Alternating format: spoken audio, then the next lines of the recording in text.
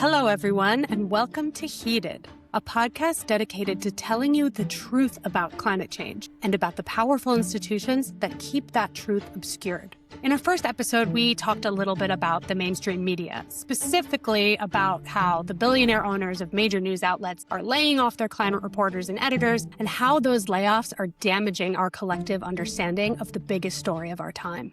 But here's what we didn't mention. When you're a climate reporter, you don't actually have to be laid off to be silenced or muzzled. There are so many climate journalists out there who are technically employed at major news outlets and yet are still consistently prevented from telling the stories that they uncover with the urgency in which they deserve to be told. Today, we're going to be hearing from one of those journalists. They got 5 months worth of rain in just 4 days. Chase Cain has been a meteorologist and climate change reporter at NBC News for nearly 8 years, trying to tell stories about how climate change is amplifying weather events, impacting your daily lives, and also the incredible solutions that we already have to address it. But in an exclusive conversation with me and Heated producer Tracy Wholf, Chase reveals he's leaving his job. Not because he was fired or laid off by a billionaire, but because, in his own words, trying to cover climate change for a broadcast news network increasingly felt like living inside the movie Don't Look Up.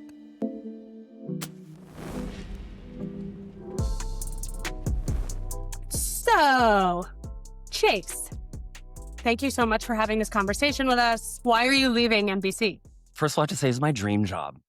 I was a kid that watched the Today Show and was like, I want to do that. I always wanted to work for NBC. And so it was truly like a dream fulfilled, and to be able to cover the subject that I am so passionate about. I love this beautiful planet. But it got to a point, especially over the last year and a half, where it was just difficult to get climate stories on TV. And I understand there's a lot of stuff happening in the world, right? But when you look at how many Americans understand that climate change is real, when you look at the fact that 2/3 of Americans are worried about this. I mean, people think about climate change on a weekly basis. There is data and research to show that. And so if that many Americans are concerned about this, why aren't we talking about this not just more often, but I would say every day? No, this is a top story. This is above the fold in a newspaper. This is what we should be leading with. And I just really got to that point, Emily, where I was just kind of exhausted by the sales, by the constant, trying to explain and remind, hey, this is important. Please run this story. It just wore on me after a while. Yeah, it sounds like you're trying to sell something and it's a good product, right? Climate change coverage. But you're saying that, was it your editors, your producers, were people not convinced? I mean, I think people understand that it's important, and my direct managers are incredibly supportive of this. But when you have so many TV stations, so many newscasts, and these producers are under time constraints, I think sometimes there's this perception of well, we've talked about that already. We did that story last week, and it's no, this is different. Well, we already did a story about the EPA, and it's this is a different thing. Yeah, Tracy, I'm wondering if that happened to you too, because I have a similar experience where it's sort of like what you're saying, Chase, where you pitch a story about an EPA regulation, let's say getting weekend, and it's a different regulation than it was last week. But there's this editorial sense that we just did an EPA deregulatory story. And you're like, yes, mercury is different from particulate matter. I think what's frustrating is we as climate journalists see our beat exactly the same as the medical team, the justice team, all of these other important verticals of a newsroom.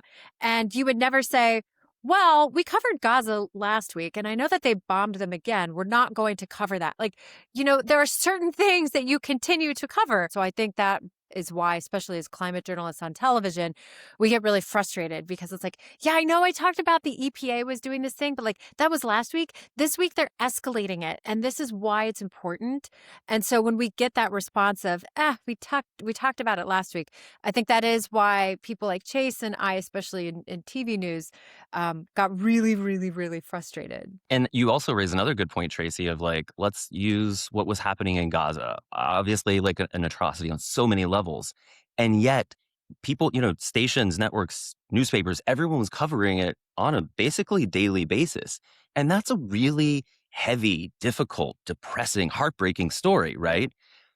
But then when it's a climate story, there's that response of like, well, this is kind of depressing. I'm like, well, there's a lot of things in the news Yes. that are depressing that are on the news every day. So why Yes. is there a different standard for this thing when it affects everyone? It is a universal subject. Is that something you were hearing a lot at your job, that it's depressing? Climate Yeah, I change? mean, it wasn't every time, right? Because I try to do solution stories too, and those are like, amazing and uplifting and interesting. But sometimes it's like, oh man, the world's gonna end. Okay, where do we put this in the newscast? I want to jump in here with something else too, is that the networks were always keen to talk about climate change when we had those big weather events. When we had the big hurricanes, when you had the big fires, making that, we call it the climate connection. When I was trying to oversee coverage of hurricanes, trying to get correspondents to include, okay, this hurricane was made a category 5 because of rapid intensification. And people would say, well, we're not ready to talk about it yet because people are dying or they're evacuating their homes. And I'm just like, so when is it convenient to talk about? I'm curious if you ever had that pushback because you were servicing both meteorology and climate reporting. I mean, with the Palisades fire, I was in the Palisades fire, like, I mean, right in the heart of it as it was happening. That was a very challenging couple of days. And, there were a couple of times when I had the opportunity to work that in. But even as like a meteorologist who's also covering climate change, there was like some difficulty because it's like there are still evacuations, there are homes burning. But yeah, there is that struggle. And it kind of reminds me of some of the conversations like when there's a mass shooting, that it's like, well, now's not the time to talk about gun reform because there are Right. people mourning. But like, isn't that the exact moment to talk about gun reform? Isn't it the exact moment to talk about climate change when you have a weather event that is amplified by climate change? Well, who are the people that are telling you don't talk about it right now? I mean, I experienced this all the time when I first started covering climate change at Think Progress, where there'd be an extreme weather event, and you know, the obvious role of a climate journalist at that time is to talk to climate scientists about this extreme weather event if it's being made more likely by climate change. I was so shocked at the response that I would get when I posted the story on Twitter back in the day, right? And I would get this flood of people being like, how dare you talk about this right now? How dare you politicize this? And I'm like, I'm a climate reporter. I was talking to climate scientists about the science of this thing that happened. Yeah, I mean, it was never like, don't talk about climate change. Like, no one said that to me. But what would happen is like, if I'm doing a crosstalk, basically just having a conversation with the anchors in studio and I'm in the field, they would say like, hey, here's the questions the anchors are going to ask you. And I'm like, okay, great. Like, let's add a question to talk about the climate connection, like how climate change amplifies and worsens fires like this. And so it wasn't, we're not going to talk about climate change. It's just, oh, we don't have time for a fourth question. Yeah. Or even if they put it in, it's like, that's the question that gets dropped. I will say really quickly here, though, that one thing I have specifically noticed, and we have data on this, when Joe Biden came into office, there was a huge investment by the networks to build their reporting teams. That's when I got to ABC because they built their climate team. They were already following in the footsteps of NBC, which had built their team. And CBS already had been doing a lot of robust climate and science reporting. So back in 2021, there was all of this climate reporting happening at networks. And then it just slowly started to dwindle. And then once Trump came back into office, I mean, we have the latest numbers here from Media Matters, who, looks at climate coverage across the networks. From 2024 to 2025, corporate broadcast climate coverage declined 35%. It went from 771 minutes to 505 minutes across 201 segments. And that's between NBC, CBS, and ABC. So I think there is also a mentality by these networks to kind of follow what's happening, broadly, politically. And I would argue that's really a shame because the amount of climate reporting that's happened this year is insane with the rollbacks that we've seen. It's almost more critical now to be doing it. But the networks, I think, are bending the knee to the current political atmosphere, and they're pulling back on that coverage. I don't think, at least in, the big three, ABC, CBS, NBC, I don't think it's a malicious thing. It's not like, don't talk about climate. Correct. It's just that it's not the priority. Right. Well, they And had a climate reporter, right? I mean, you were their climate reporter. So there had to have been good things about working there. I mean, it was your dream job. You did get hired as a climate reporter. What was sort of the process of, I guess, getting disillusioned? Like, because it was over an 8-year period, it seems. Obviously, maybe there's not. What did that process look like? I can't think of a time when someone said, no, don't do that story. It was do the story, but then getting the story on air, getting it on as many NBC stations, getting it on as many national newscasts as possible. That's what was tricky because it was like put late in the show, which meant if there's breaking news, that gets cut. Over the course of time, when it's like the story isn't in a prominent place in the newscast, the story gets dropped for breaking news, the story gets cut down into this. It just over time sends this message of like, well, what you're doing isn't that important, even though no one said that. And so just over a while, like that tension just became really difficult. I mean, it definitely led to burnout. I mean, Tracy, I'm interested in your experience at CBS and ABC with this too, because I know that when I've complained about climate getting deprioritized when I worked in mainstream newsrooms, other reporters would sort of clap back at me and be like, everybody thinks that their beat is the most important and everybody thinks that their stories are getting deprioritized. But I truly felt like when I was working in mainstream newsrooms, that climate was getting more deprioritized than other beats. But I don't know. What was your experience? I constantly felt like the ugly stepchild. Like people would see me coming down the hall and like run. Mostly because I do have that personality, and I think this is frankly what made me a good manager, is when I would sit in editorial meetings with my counterparts and other executives, I would like raise my hand and be like, I have a really important story and this is why it needs to get on. Like I would fight for it. When you're talking about climate getting deprioritized in the newsroom, maybe labeled too depressing, all this, why do you think that that's happening? Do you think it's happening because like your editors just secretly covert oil industry ops, like they hate the planet, like everyone at NBC is like a Trump just guy secret, like it's all fucked. Like why is this happening? I mean, I have to say, like, no, there's no inside NBC conspiracy of like diminished climate coverage. Like, that's not at Damn. all it. But Thought we it had did broken sort that of one wide feel- open. No, I mean, like, it's not for lack of trying. It's just, I think there's a few things. I think there's a little bit of an education gap where people don't understand the subject fully. And so maybe they're a little bit more reluctant to put it in a newscast. And then I think there's also this desire of like, well, we have all these other depressing stories. We got to put something light. So let's talk about Taylor Swift, or let's talk about how drinking coffee in the morning is good for you. And it's like, I think the last part of it is, again, this perception that the climate deniers in America are this big group, and that if they cover climate too much, that they're going to lose viewers. I would argue exactly the opposite. If we have 75% of Americans who are like, yeah, climate change is happening, 2/3 of Americans are like, I'm worried about this, you're not going to lose viewers. You're going to gain viewers. You're going to earn people's trust and respect by making this a more important area of coverage.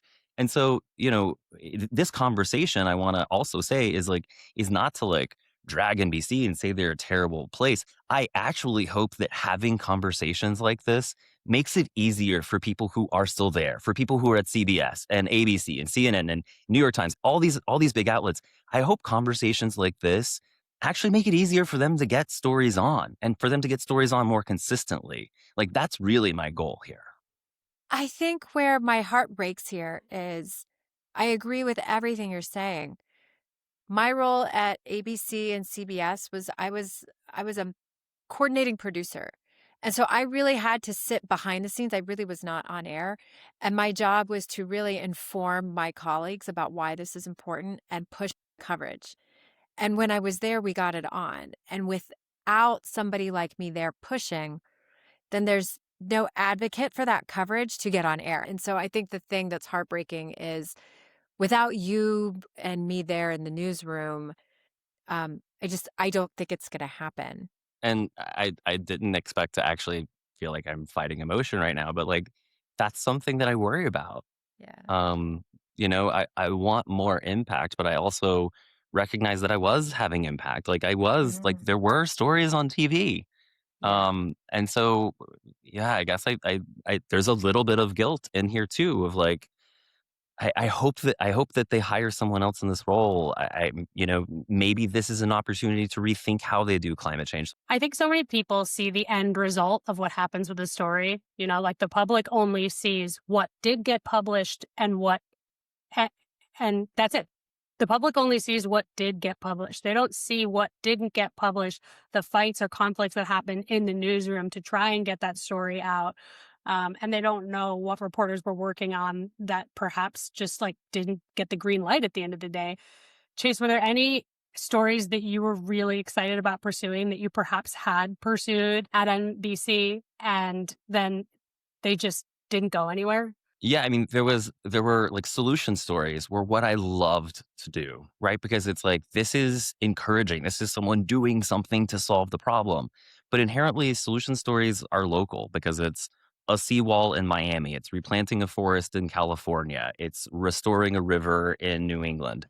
And so when I would do a story like that, it might run on like NBC Boston, but then not run on other stations, not run nationally because it's like well, that's kind of like a local story over there. And that would happen a lot where there was this just misperception of like a climate solution in one place only affects that place. It doesn't affect everyone. Were there any stories that you wanted to do that got reshaped? Like maybe you were able to publish them, but something changed with them that maybe you didn't intend? I mean, I think what's always difficult is that if there is especially if there's a specific, oil company that's named, well, now you have to reach out to the oil company and get their statement. And a lot of times they were lying. They're greenwashing. But you got to put that in so that NBC doesn't get sued by oil company X. And what happens there is they'll send this long statement that is at best misleading, could be an outright lie, is greenwashing. And now you have a 30 or 40-second statement. I don't want to go to an oil company and give them a chance to lie to me. I don't want to go to a lobbying group and let them misrepresent what's happening and mislead viewers and cut into the time that I have to actually communicate what's going on. So, it wasn't that someone was saying like, don't do the story, but it's just like some of these approaches in the context of climate change, I just don't think work anymore. We know that oil is making the planet hotter. I don't need the oil company to lie to me and say that it's not. I certainly had that experience where I would get frustrated, but the number of times where we did go get those statements, and I would argue those statements only reinforced the ridiculousness of their response. And sometimes it frankly only made them look worse, or it would force them to hang themselves in many ways. And I think that is part of what we as journalists have to do is I still do believe in having to get both sides because it doesn't feel fair if I'm going to lobby all these criticisms or make all of these claims against this person. I need to give them an ability to respond. And I agree with you, Tracy. I'm just saying when it cuts into the time that you have for the story, that's what's so frustrating. Like there was a story about liquefied natural gas, how it was, first of all, it's like causes a ton of pollution, methane in particular. But there was a woman in Louisiana who I had interviewed, and I think she only maybe got one soundbite in the story because so much of it was eaten up by statements. And I'm like, I think it's more important to hear from this person who is personally being impacted by this rather than hearing from, a company saying like, oh, no, it's not that bad. It's safe. I'm like, well, no, actually the science says it is bad and it's not safe and it's polluting the planet. I can really commiserate on this with you because when I was working at Sinclair, I was given a 4-minute, and you'll know how amazingly long that is, segment on sea level rise at military bases, and how sea level rise at military bases is threatening, our national security, right? However, when I come back with that footage, and I had to say in the segment that these Republicans were going against the science that overwhelmingly says that humans are causing climate change. And we had a huge fight over the word overwhelmingly. We eventually kept it, but I had to do the VO, the voiceover, like 6 different times to sound the least judgmental possible. And then I had to give a 1.5 minutes to the Heritage Foundation to talk about why it was actually a good idea to cut this type of funding. And, I was pissed, honestly, that I had to give a 1.5 minutes of my 4-minute segment. I totally understand. Like no, like that's not true. That's giving a platform for someone to lie. And I think, in terms of my personal decision to leave, like I don't think NBC wanted me to leave. Like they wanted me to stay, which of course like speaks to there is a desire to cover climate change. But for me, it just felt like I was just constantly, to use a sports analogy, like in the play-by-play booth, kind of having to like stay back here at arm's length and hold up this supposed objectivity about this subject. But for me, it's really hard to be objective about all life on planet. Like, how can I be objective about the air that I breathe, the water we drink, the food we eat, the weather that's happening? Well, would you want a reporter who was objective about, let's say, kids dying from opioid overdoses, right? Would you want a reporter who their job is to cover the opioid crisis and they're just trying to stay neutral about all these kids that are dying? No, like I wouldn't trust her. I wouldn't want a reporter.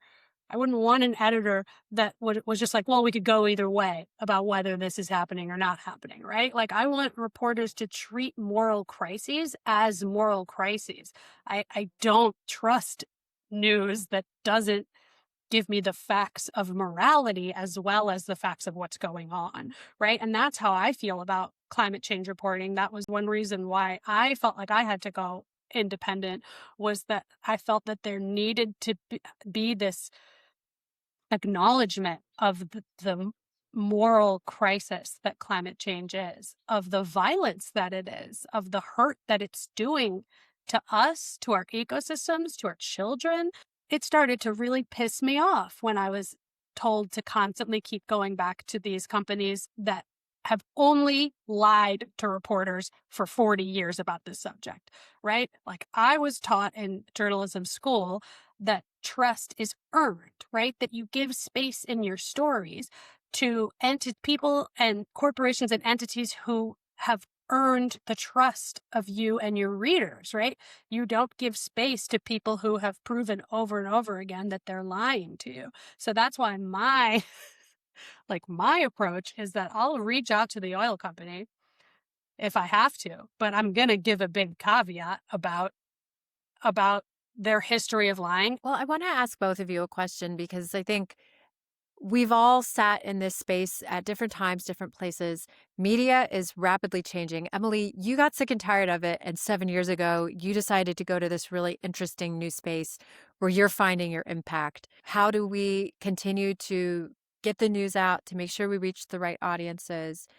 And Chase, you're stepping away from a really prominent position where you did have a lot of influence, despite the fact that you weren't able to get as much on air. And so maybe I'll start with you, Chase. I want to hear, like, how do you aim to take this change and this pivot in your career?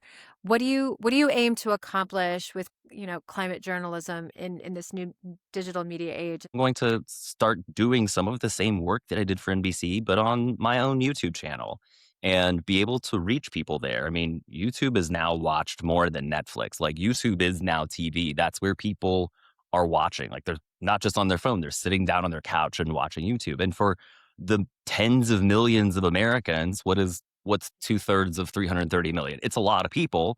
And that's just in the United States. They'll have direct access to this. They don't have to like flip through channels and say like, well, I want to know about this climate report. Like, where is it on TV? Or did the New York Times write about this? They can just go directly to it. And, there are some people on YouTube who are talking about climate, but I still feel like that is a really unsaturated. There's a real vacuum there of people who are talking about this subject on those platforms. What's your voice going to be like? Because when you're at these networks or mainstream outlets, you sort of have to adopt the tone of the outlet, right? Like, when I worked at the New Republic, I definitely had to write in like a New Republic-y tone. And that was one reason that I left too, because I was like, I need to be free and I need to be myself. So what's your tone going to be? That's a great question. I mean, I think you're getting it in this conversation. I don't want this to sound braggy. I also think I did a pretty good job of like keeping it conversational on television, because some of this stuff is very technical and complicated. I mean, that's actually the reason I went back and got my master's in meteorology, is because I wanted to better understand the science so that I could translate it. Because there are lots of brilliant scientists who do really important work, but aren't necessarily great about like communicating that work simply. Emily, you are the veteran independent here, though. I want to know, like, what have you found in the last 7 years of doing Heated where you felt like, I don't know, do you feel more impactful? Do you feel like you're actually servicing journalism better under your own banner versus with the shield of a traditional newsroom? What I find to be true from 7 years of independent reporting is that there's a much bigger audience for climate reporting than mainstream networks and mainstream news outlets think that there is. And there's a huge appetite from people to know more, right? So maybe a lot of people are like, I don't know a lot about the climate crisis. That doesn't mean that they're not interested in learning about the climate crisis. And the biggest impact that I've seen is just the number of emails that I get from people saying, thank you for explaining that. That made me feel more confident to talk about this with a family member, with a friend. You know, I've always felt this way, or I've always felt like something was off or wrong, but I didn't feel the confidence to really talk about it. And so that's the biggest joy that I get from doing the newsletter, from doing Heated, is the more common and I think really powerful impact of journalism that I see so much more on the independent scale is on that individual level, making people feel more confident to talk about issues that they care about. And then through that confidence, they have they feel better about getting involved. Maybe they start making art that is climate related, that can impact someone. They start protesting, they run for, some local council seats, something like that. So that has brought me a lot of joy, and I hope that you find that too, Chase. One of my friends who actually was at NBC and left to do independent journalism on YouTube, they said to me that it's kind of like the difference in being like a movie or TV actor or being like a stage actor. Like, if you're a movie or TV, you shoot the thing, it goes out, you never actually hear it. But when you're a stage actor, you're getting the applause and the cheers and the laughter like in real time. And even if it is a smaller theater than maybe the audience that you were, performing for or communicating with at a movie theater, there is something really like encouraging about getting that direct feedback. All right, Chase, you're going off on your own. You're starting your own thing, but I'm sure you're leaving a lot of friends and colleagues inside. What would you tell other climate reporters still working for NBC and other major networks? Keep trying. Just keep pushing. If they say no 10 times, but they say yes the 11th time, well, that's a victory, right? Like, don't focus so much on the stories that didn't get on, focus on the ones that do. And especially at Telemundo, there are so many meteorologists and reporters who do some really incredible climate reporting. Like, keep at it. The people at NBC, keep at it. Like, even if it's not a climate story, when there's a way to work climate into a story, do it. Because even just like sometimes when Al Roker is doing something on Today's Show and he has 30 seconds to give the weather, but he'll work in like one phrase about climate change, that's better than nothing. And so keep doing those little things, because I think and I hope over time all those little things will add up and we will swing back the other direction. Well, I think that's a great thing to end on. And I don't know if you noticed, but like birds started loudly chirping when you talked about that. It was like they were applauding. Yeah. I'm so excited to listen to your show, watch your show, and see what you do. And I'm really excited for you to be part of our independent climate journalism community. Like, I hope that we can work together in the future as well. I would love that, because just like climate action, like, don't act as individuals, act as a collective. Like, that's where action happens. So happy to be part of this collective, and thank you for the, I think, really important conversation. Thanks, Chase.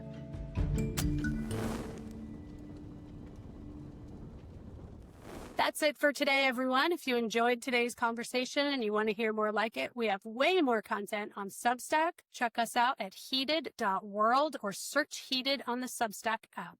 If you want to follow Chase, you can find him on YouTube at Chase Cain. That's Chase, normal spelling, and Cain, C-A-I-N. See you next week when we have an interview with an actual billionaire. So make sure you're subscribed so you don't miss it. Bye!